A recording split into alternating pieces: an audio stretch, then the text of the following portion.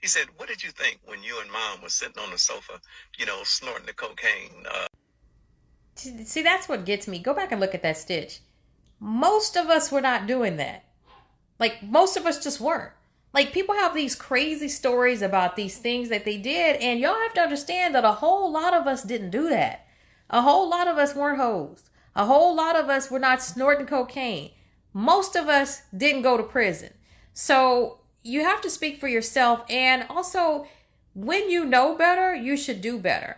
And I think that those people that went down that road, this guy sounded like his son is saying, well, you can't talk and you can't say anything. Yeah, you can, because you got that experience. I'm going to put it like this. I asked my mother one time, my mother got married as a teenager. Her and my dad got married very young. And I was asking her in my 20s something about dating.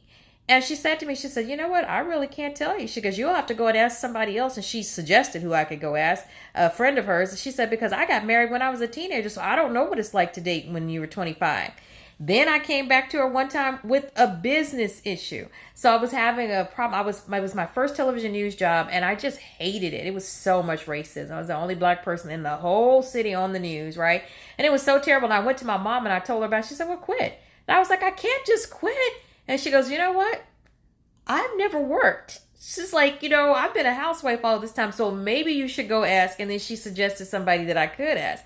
I think that's the same thing with this case with this father saying that his son, you can't look at somebody and say, well, you did it, so I'm going to do it too. How about you did it, it didn't work out for you, so I'm not going to do it. I'm going to try to do better. And that's what we should do. Each generation should try to do better. That's what a lot of racists do, is they work to build generational wealth. That's just like some families that are like rich people. They just keep wanting to get richer and richer. And we all sit back and say, well, you know what? Once I'm rich, I'm just rich. But they keep getting richer because they're thinking about the people that come behind them.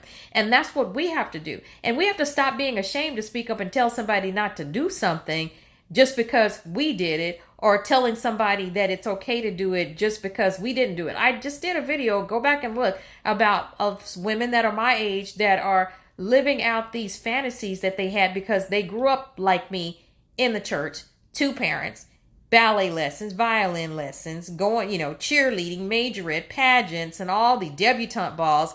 And now they have daughters, and their daughters are twerking and babies by 4.5 men, and they seem to be happy and excited about it because they never did it. Because I guess sitting back, there were some girls that were jealous of the ones who weren't being raised and who didn't have what we had. I am just proud to say that I was always appreciative for what my parents did for me. I was always appreciative that they kept me out of the streets. Now, I do talk a bit about, I think that they went overboard in the not allowing me to date and socialize with men, and that did cause me to have some hurts later on in life. But overall, you cannot not tell somebody not to do something because you did it. That's the main reason that you should be telling them. Yeah, me and your mom did this and we did that, and we want better for you, and we're looking at this generation. It's our job to speak up instead of trying to pretend like that it's okay and that it wasn't hard. When you know better, do better. And teach your kids to do better than you.